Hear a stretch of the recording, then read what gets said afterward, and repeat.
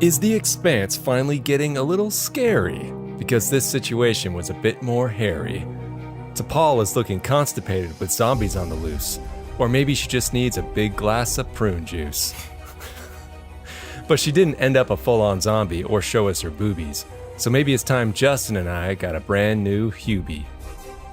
I'm Josh. Hubie? I couldn't find anything to rhyme with it. Hobby, but whatever. Oh. I'm Justin. And this is From There to Here. Hubie? What's a Hubie? Okay, this is episode 5 of season 3. It's called Impulse, and according to the IMDb, this is what it's about. Enterprise answers a distress signal from a stranded Vulcan ship. Only when arriving, they find the ship completely desolate, wrecked, and filled with Vulcan zombies. What do you think it's rated? What was the last week's episode? That was Regine. No, I'm at the rating. Oh, the rating? Yeah. 6.9. Okay, I'm going to say this is... I think it's in the 7s somewhere. 7.1. I'm going to say 7.6. Okay. 7.4. All right. Right both down wrong. the middle. Between both of us, yeah. So what do you have? Not a whole lot. Let's see. The story was written by Jonathan Fernandez and Terry Metalis, who, of course, executive produced Picard, FYI. Or at least that season winner, 4. That winner of a show. Season 3 of Picard. Season 3 of Picard. Yeah, it wasn't good enough to make it to a 4th season. No. David Livingston, who directed the episode, directed a total of 62 episodes of Star Trek, including 15 episodes of Enterprise. Impulse was, from a directing and visual standpoint, his favorite episode of the work he did on Enterprise. Everyone in all departments, especially director of photography Marvin Rush, understood that they were making a zombie movie, so, quote, let's do a zombie movie. Livingston explained that when filming, he tended to shoot fast, and that relative to the page count, he would inevitably end up short and would have to shoot additional footage for the second unit to make the episode long enough. In this case, Livingston sketched out a sequence shot by shot for the end of the episode, which the producers accepted. This became T'Pol's nightmare, and he believed it integrated well into the episode and did not feel like it was added on. Livingston was pleased with how the episode turned out, and Blaylock said she loved the episode.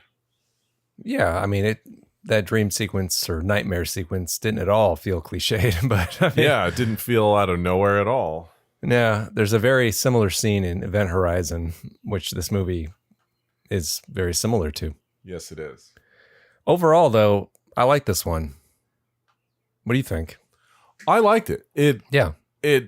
It definitely had a very fast pace. Yes, and I think they were desperately in need of.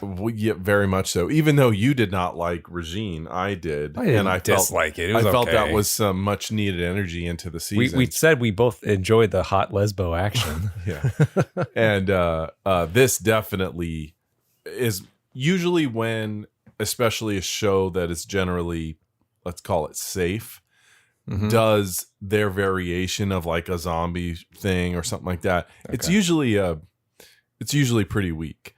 But yes, in this, I would have to say they really did go kind of balls to the wall. You know, every shot had like strobing effects. Yeah. And the shots were fast and quick.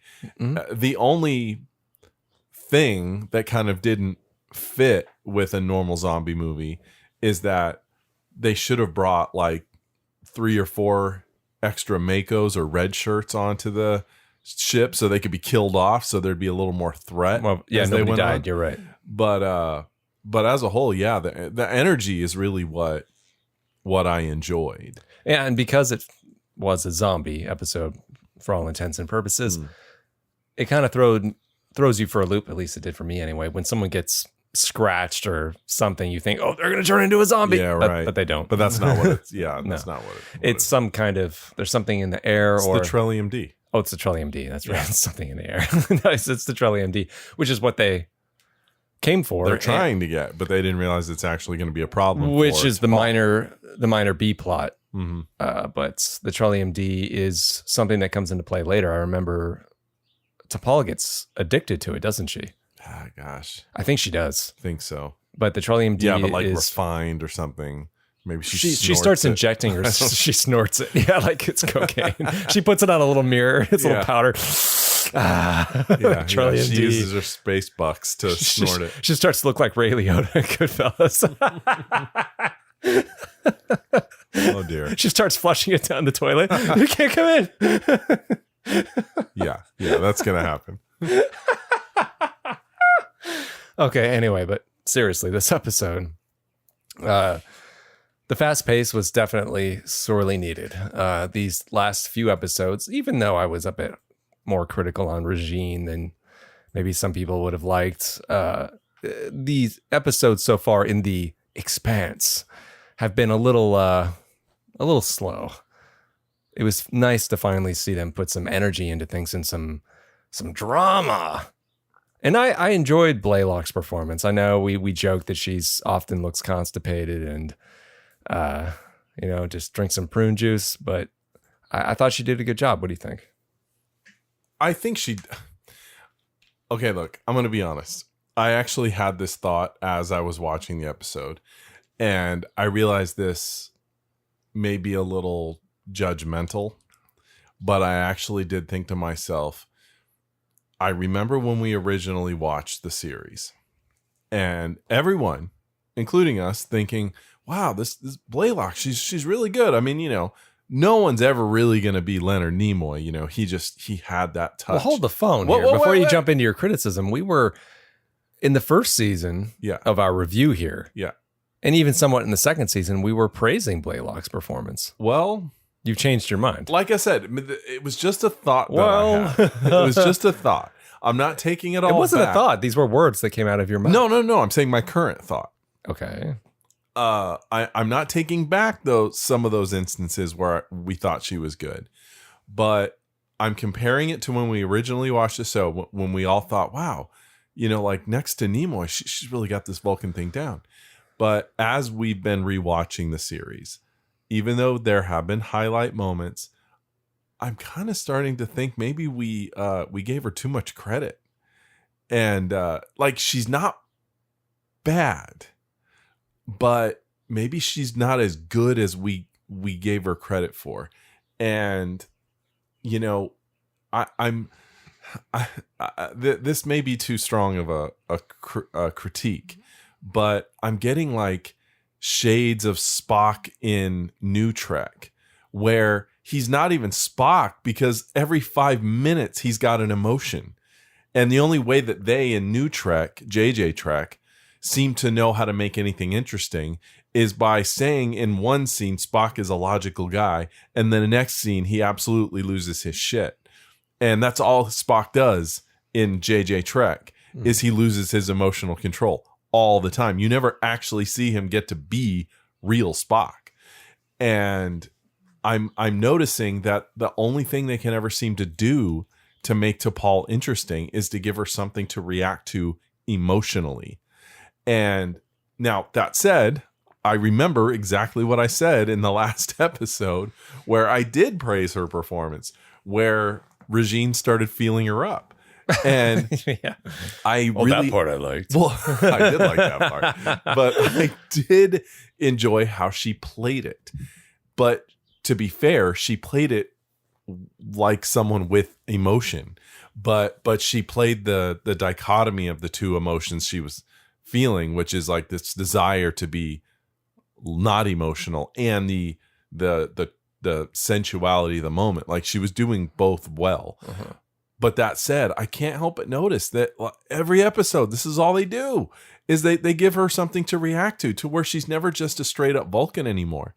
And I forget what scene in the episode it was, but I thought to myself, what would Nimoy have done in this moment? And how he would have played it much more subtle. I don't think that's her fault. I think this was probably something that came down from upstairs. Yes. And they said, we like T'Pol, we like Jolene, right. But we're getting bored of her stilted Vulcan routine. Yeah. We need to spice her up a bit. How do we do that? Well, let's make her have emotions. Yeah, but okay. First of all, yes, I agree with you. most of that is really not her fault. It's the higher ups, it's the direction, it's the writing, it's a bunch of other factors. That said, and I'm not really strictly blaming her for this, but Nimoy took an active role in how Spock was portrayed. And we all know the story about the Vulcan neck pinch, where he decided, it was written into whatever script episode it was, that he was supposed to hit some guy. Mm-hmm. And he said, no, that's not right. That's not what Spock would do. He would do something more dignified. And he came up with the neck pinch. But if you think about the original series, even the movies for that matter, Spock did plenty of interesting things and had witty banter, but it was always almost always against McCoy. That's how he played the straight man and McCoy played the funny guy. Mm-hmm. And that's how they got humor into a moment and all of that. And the rare occasion where he actually displayed emotion, he was aware of it. He was quick to pull it back. And usually it was McCoy or Kirk to go, hey, you just showed emotion. And he went, hey, I'm not going to stand for that kind of slanderous talk. F you, I'm going back to work. What do you think of, let's compare it to someone else's performance, because your go-to is always back to Nimoy. Fair. So what about Tuvok? Tim Russ? Tim Russ, I've said it 1,000 times at this point. I've really become a Voyager fan. Yeah, I think everyone who listens knows that by now.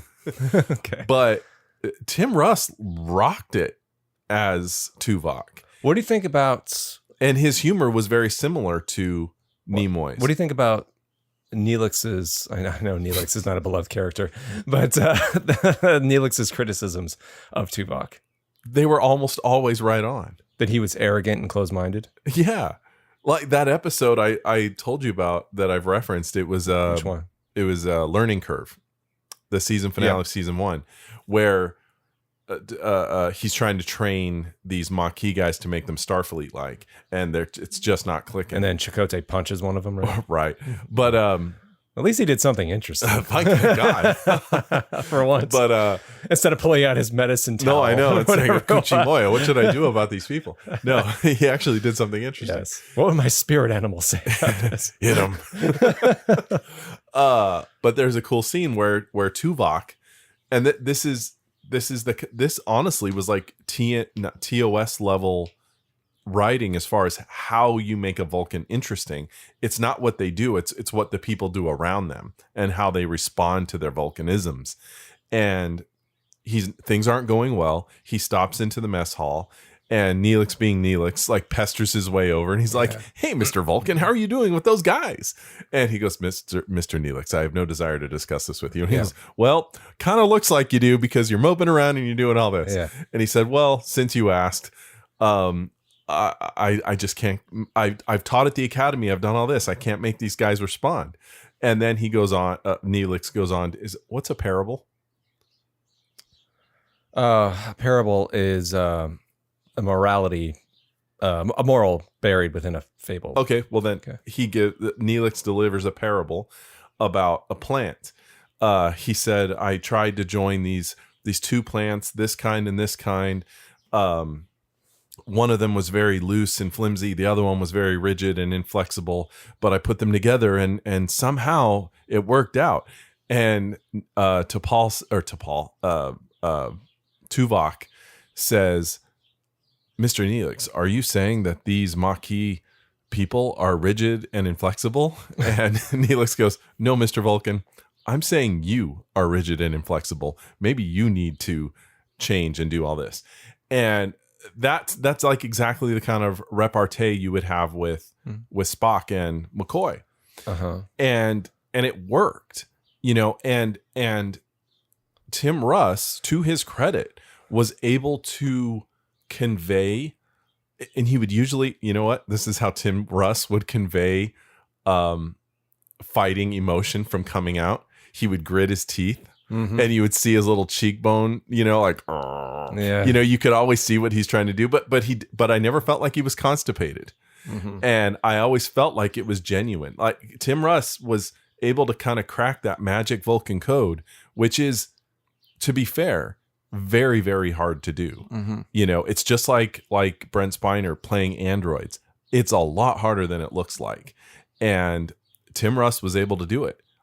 So was also the other guy that was on Voyager. He also did that the one episode of TNG. Vorik. Yeah, that guy, he just read as Vulcan. I really loved, but he always played 100% straight. You know, that was it. He just had that. Blaylock, what I think Blaylock would have served herself well to do is remember Christopher Reeve's advice when it came to playing Superman. And someone asked him, what do you do? Because you're so good at playing Superman, what do you do? What's your secret? And he said, I don't play Superman. I let the suit play Superman. I just play good. The suit does the work, you know, stand up straight and be a Boy Scout, but let the suit, don't act like Superman. Make sure you go to the gym 3 times a day. Well, yeah, do that. but don't try and act like Superman. Right. Just let the suit do the work. And Blaylock looks like a Vulcan. So don't try so hard.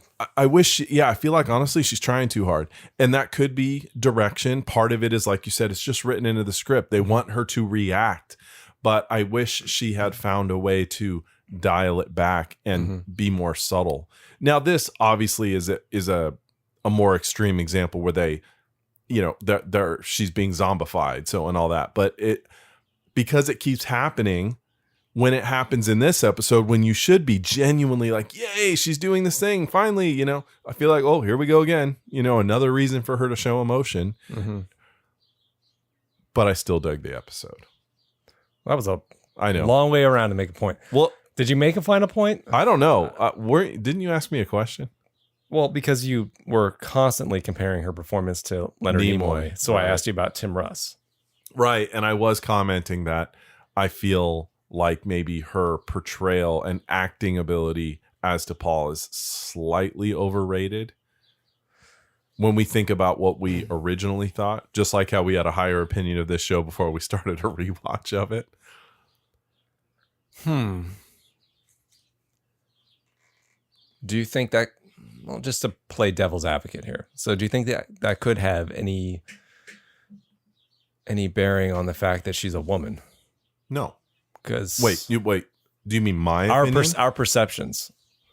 Are we seeing men as being able to portray a suppression of emotion more than her? I don't think so. You know, because women are, you know, often whiny and they complain. They can't keep their shit together. Unlike us men, who always have it absolutely, together. absolutely. Yeah. Even though statistically men are serial killers and all of that. No, well, it's because women drive us crazy. That's why. Oh, Jesus. Can you blame us? Look who we kill most of the time. No, I don't think so. I don't think so. I mean, you know, history tells us very clearly that Jack the Ripper was a hell of a nice guy. He just got his heart broken a couple times. Yeah, like women, think this stuff through. There are consequences to your actions. No, I don't think that. Okay. Just a Do you? Thought. No. Do you think that like we're programmed to just not really buy it when a woman is playing an emotionless character? It was just a thought that maybe some people might view it that way. Because I thoroughly enjoyed Robin Curtis's portrayal as Savick. Yeah, and in that season, was it season 2 when they had on Data's mom, the actress? She was good. She was good. Now, granted, that's one episode. I realize it's different when you have to do it over a whole series, you know, and you have to make a character interesting and stuff like that. Well, maybe the thing is they're just asking too much. Like, well, not too much. They don't know what they're doing with her quite yet. Yes. I mean, they haven't really made a focal point of the fact that she is emotionally maybe not as tough as she thinks she is.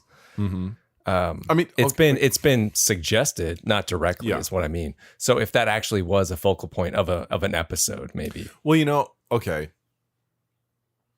Despite the comments that I've made, which I do stand by, I do recognize also that within the show, they've made numerous efforts to show that her character is very curious.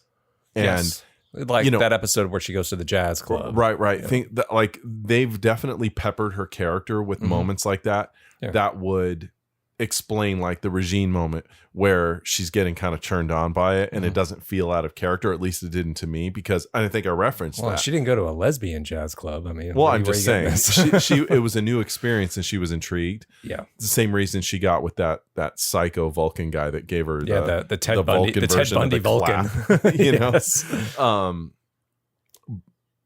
So that definitely explains a lot of her tendencies to be willing to try something, and I'll give them that. And the fact that she's constipated.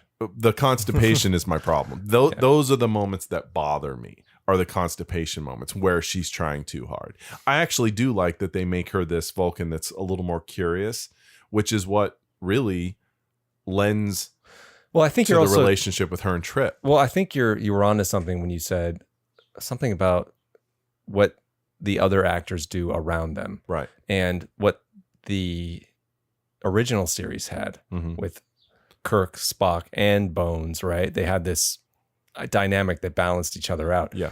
And they each played to their strength, and their characters accentuated each other. Right. Because they differed. Also, what the original series had was they played up they played up his Spock's nature. You know, do you remember how many times they would play like cutesy music over Spock doing something logical, and it plays, he's playing it straight. Yeah. But they play it cutesy with the music and it works for us. They don't do that here. I mean, the editors and makers of TOS. You just hit the nail on the head with the way you phrased that. What did I say? It's for us. Those moments, like you said, the characters don't hear the music. We do. That moment's for us. Right. This is more so playing for the characters around them to respond to the way that she's doing this or doing that. And I think that comes down to kind of almost a misunderstanding of what Vulcans are or are supposed to be.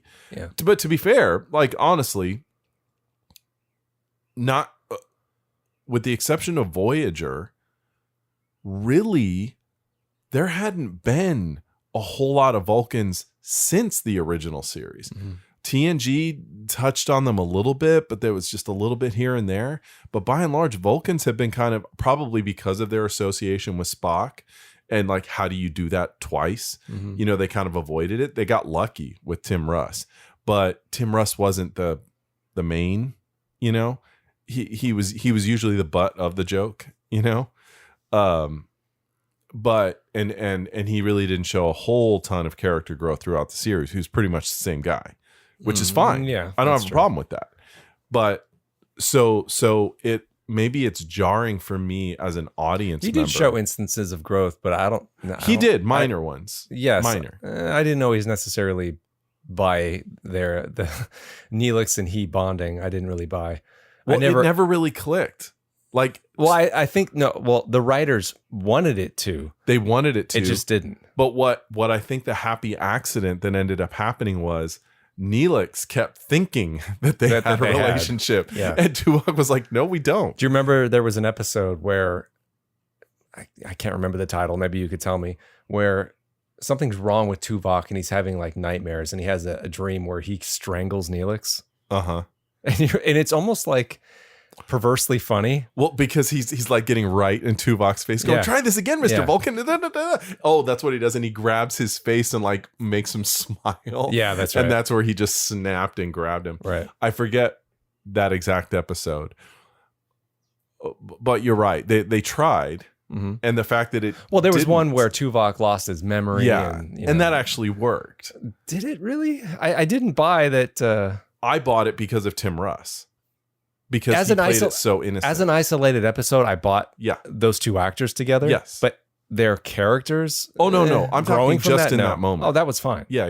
No. As in the long term, no. No. Oh, no, of course not. Because Neelix, that's what I mean. Neelix thought they had like this bond afterwards. Well, you know, in Blaylock's defense, you know, where it does work in Enterprise, because it is for us, is when she's paired with Trip, where they play off each other. Yes. And we see the difference. Yes. How he is howdy, Captain. And she's, and she's nothing like that. Yeah. And they compliment each other.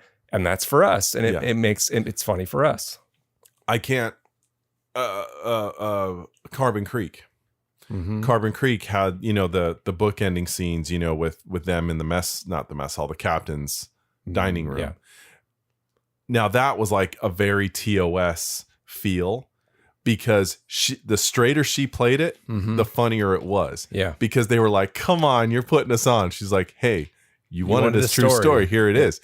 So like that to me was really good. And she deftly portrayed that, Mm-hmm. and it's a tough line. It worked there. It totally worked. Did. And I'm not saying this show is devoid of such instances. They are there. Mm-hmm. I just can't help but notice upon rewatches how many times they force an emotional explosion from her.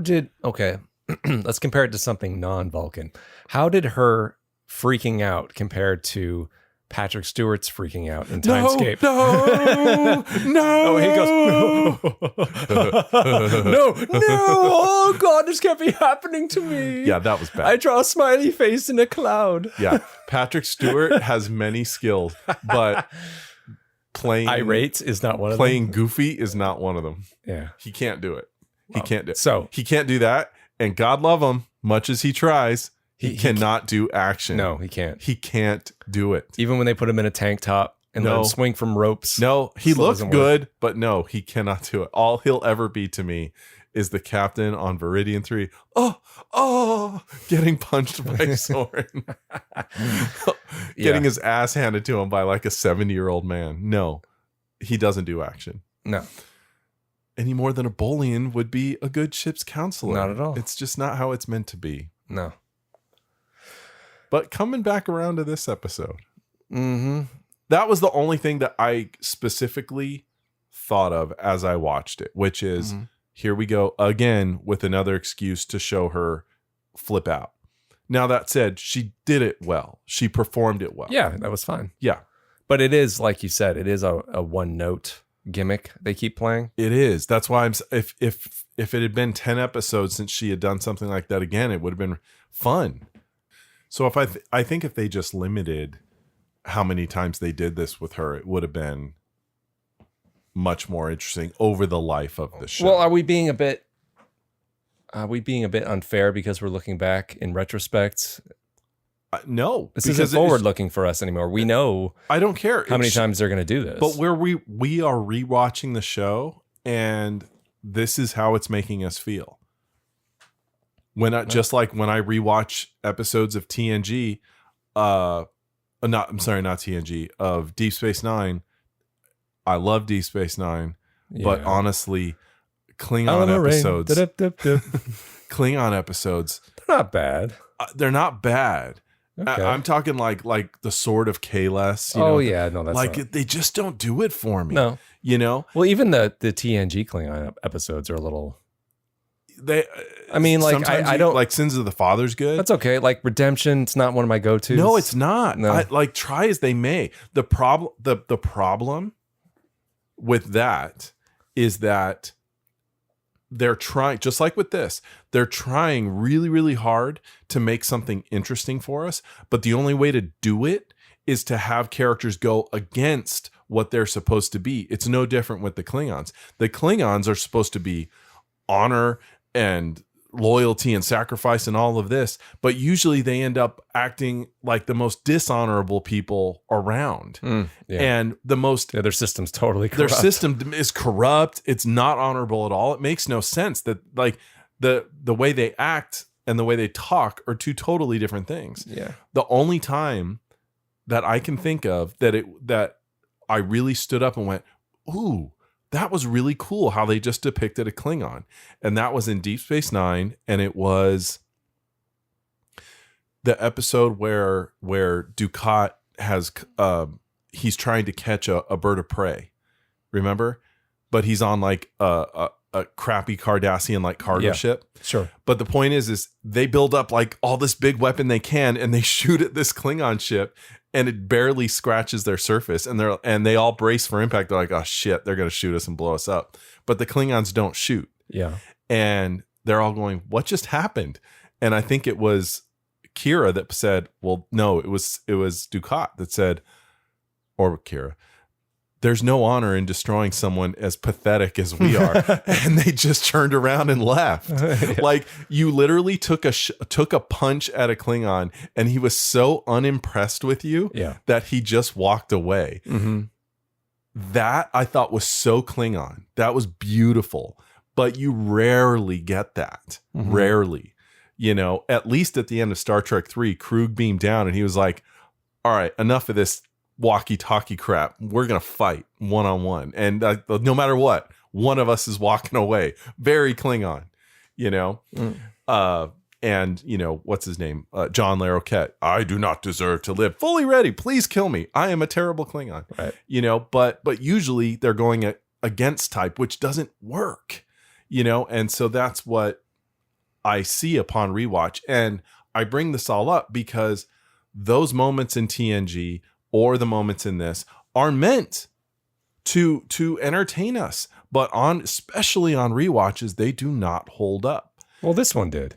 This one did. Yeah. But I'm more so talking about the overall and the fact that this was an entertaining episode, but I still could not get rid of that nugget in my head that, you know, how often they keep pulling that card.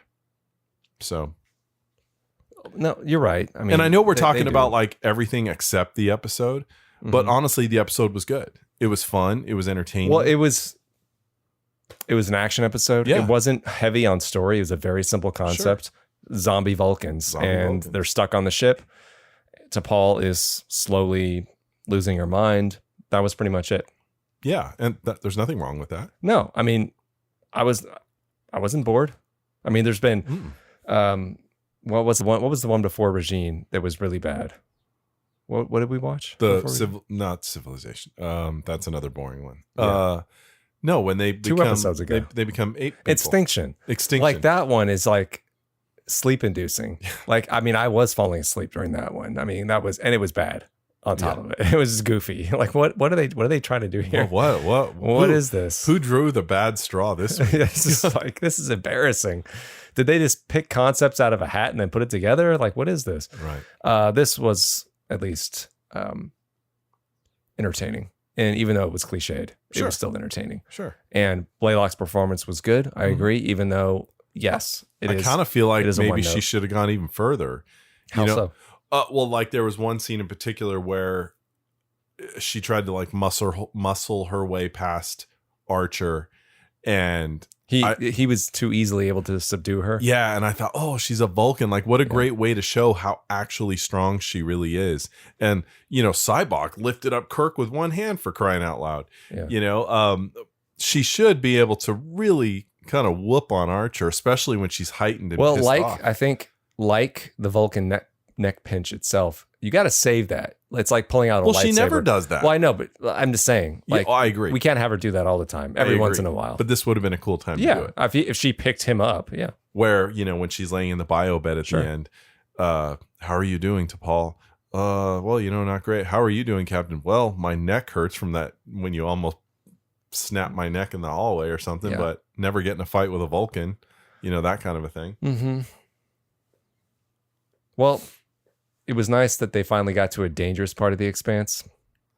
Yeah, there seemed to be genuine. This is what should have happened at first. Payoff to what they've actually. Well, this is what they should have first run into. Well, I agree. This should have been episode 1. Yeah, of season 3. Yeah.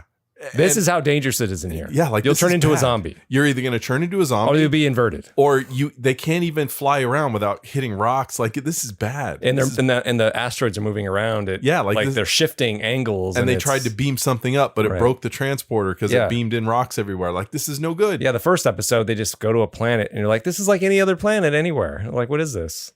I know. That's what they should have done. Yeah, so you can't do zombies every episode. No, but this is like 5 episodes in, right? Yeah, or 4, 5, 4, 5. Is it 5? I think you said 5. It doesn't matter. 4 or 5. It doesn't really matter. No, it's episode 5. Okay, well, so it took too many episodes to get to something legitimately frightening for the crew, I think. I mean, getting turned into... We are doing this in a very timely manner. This had an original air date of October 8, which of course was, October, Halloween. And here we are recording this in October. Late October. Almost a week-ish away from Halloween. Yeah. Cool. Yeah, maybe it would have helped if we watched the episode at night. I mean, it's daytime right now.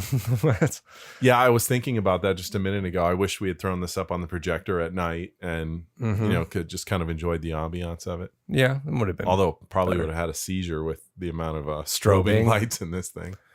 Yeah, back then they didn't have to put those disclosures on things, I don't think. Oh, at least they didn't. Like, they didn't consider it. Yeah, TV back in the day wasn't for the faint of heart. Oh, yeah, it was edgy back Your then. life might just depend on it. That's right. Anything else about this episode? Did you have any writer's room ideas? I mean, you did mention one thing I liked. What? And that was they should have had more Makos and have Yes. 1 or 2 of them die. Yeah. That they needed to up the threat level. Yeah. Yes. And I liked that guy. Like, he had lines and everything.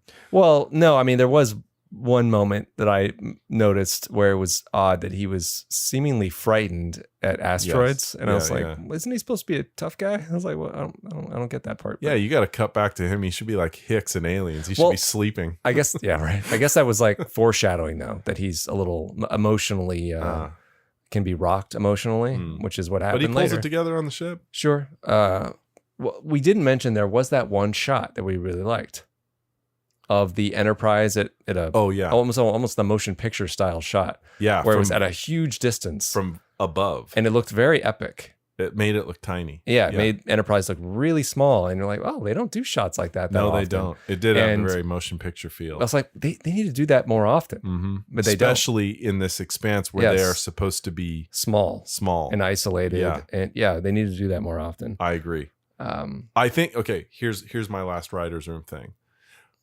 Given that Mako Ensign Brown okay, I even commented on this as we were watching it, going, oh, he's not going to make it. Like, they're building up his character. Yeah, you didn't think he would. Yeah. So we care about him a little bit.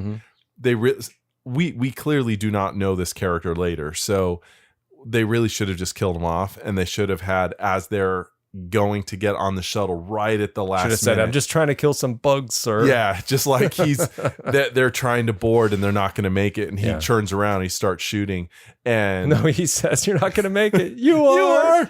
But maybe this is over the top, but that's another Steven Seagal movie. Oh, no, that's not. Over the Top is Stallone. That's Stallone. No, this guy was marked for death. Oh, there you go. That's better. But they could have been shooting at the zombies, a running firefight on the way to the hatch, and as they're boarding, there needs to be the decompression section.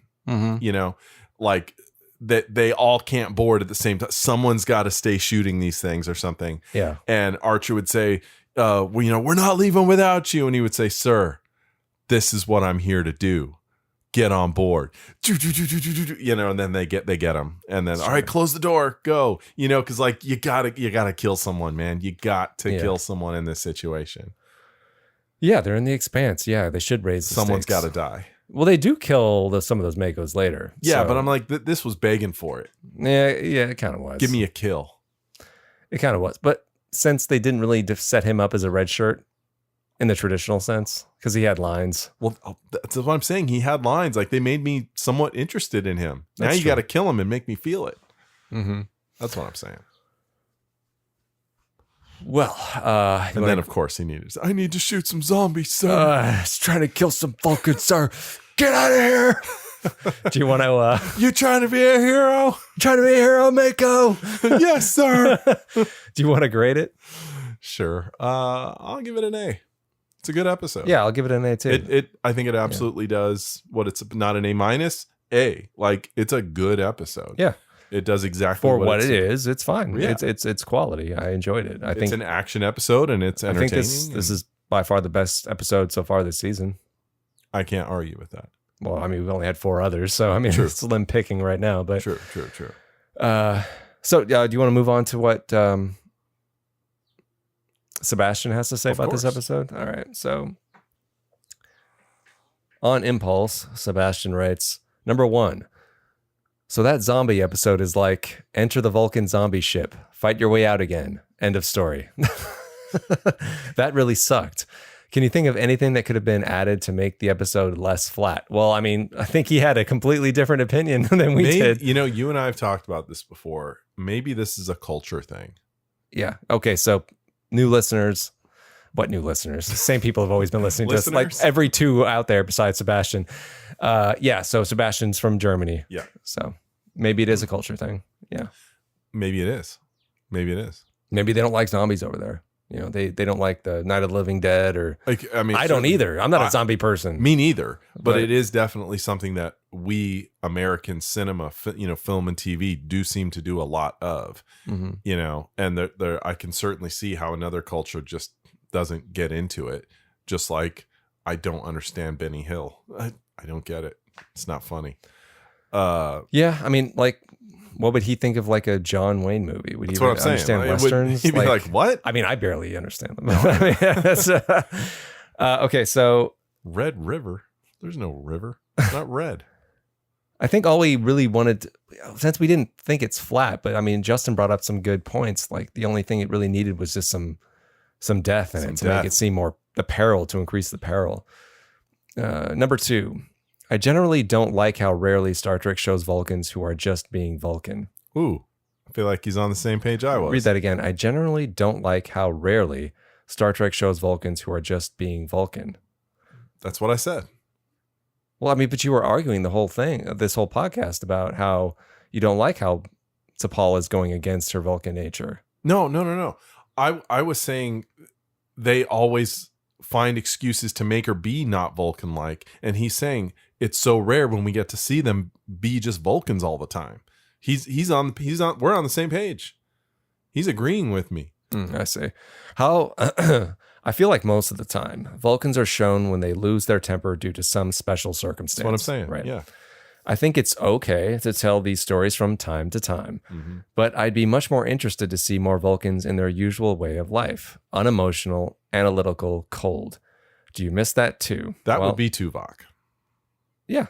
Pretty much. No, I mean, I think we agree at least on that point, even though we seem to differ on our, we should ask Sebastian to grade the episodes the way we do. That's so a good idea. Better feel. Yeah. So yeah, Sebastian, when you hear this, please add a letter grade the way we do. So we grade A Any through F. listeners that write in, add a letter Sure. grade. Yeah. Let's compare. We can compare our rating too. So it looks like he would have given this episode like a D, probably. Sounds like it. Because he said it was flat. He must not like Event Horizon either. Does anyone? Well, there's a few people out there. It's the first half is good. okay. Yeah. The first half. I enjoy the first half. It's the second half. It becomes like a crappy horror movie. Yeah, and crappy. The mystery of it is interesting. It is, You and know? the actors are good. Like I get into it. Yeah, and I mean the set design is great. Oh, for sure. It's and a haunted the house in atmosphere space. is great. Yeah. But You want something hot and black inside. Oh, you? well, that's the best line. By You know, far. and going back and rewatching Event Horizon, I actually really get to like that guy. Like the actor, Oh, sure. the portrayal. He's fun. He's fun to watch. Well, he's the comic relief. And I like that actor in general. I've seen him in other things. I just quite enjoy him. Yeah. But, you know who else watched Event Horizon? Christopher Nolan. Oh, was yeah, when he we made know. Interstellar. He was Interstellar. like, I got to put that scene in my movie.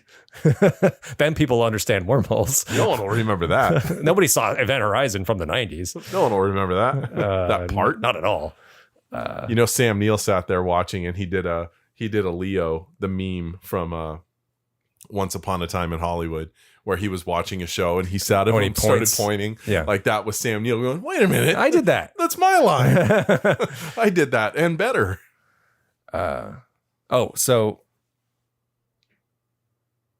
To wrap up his point, I think we agree. We agree on that part that we do need to find better reasons for Vulcans to have for losing their emotion. Well, they just need to stop doing it as much. Yeah, they need at to least find different ways to to make Vulcans interesting. Mhm. Well, that being said, I know this part coming up with T'Pol where she gets addicted to Trollium D. Right. I did find that interesting. I mean, I remember did. that it happens. What I don't remember. I remember finding it interesting. I don't know if I still will. That's what I'm curious to see. Mm-hmm. Maybe I will. Enjoyed seeing her vulnerable in that way. Right. For some time, I suppose. That's the effect I remember it having on me. We'll see how I feel about it when we get there. What is the next episode? I have no idea. Let's see. Give me 2 seconds. Exile. What the heck is that about? I think I know which one that is. Doesn't sound good. Yeah, I remember. Read it. In this episode, Ensign Sato is contacted telepathically by an alien named Tarquin, who offers assistance with the Xindi. Whilst she visits Tarquin. Whilst she visits Tarquin at his home, the rest of the crew investigate another mysterious sphere within the expanse. I remember this mysterious sphere? Mm-hmm. Okay. You remember this one. I remember this one. I remember not particularly enjoying this one. It's not clicking with me. I think there's a reason why, because it's not, there's no substance. I don't remember season 3 being so dull at first. I remember it being much more exciting. Frankly. I feel like that moment in Time Cop when Ron Silver goes and sees his past self and he says to himself, I remember having bigger balls. Do you remember that part? Do me a favor, lay off the fucking candy bars. It's the only reason I remember that because I just watched Time Cop 2 days ago, so that's why it's on my brain. Is there anything else you wanted to say about Impulse? No, I'd say we got it. Okay. Anything from our other listener, or is that it? Just Sebastian this time? I'm afraid that's all we have to report. Okay. For this week. So if you would like to write into us, and we hope you do, we did pick up some new listeners when we were on hiatus. I hope to hear back from you guys. So anyone else though, podcastnx01@gmail.com. That's our email. And you can leave us a comment and give us a star rating in Apple Podcasts. That would be nice. Until next time, so long. So long.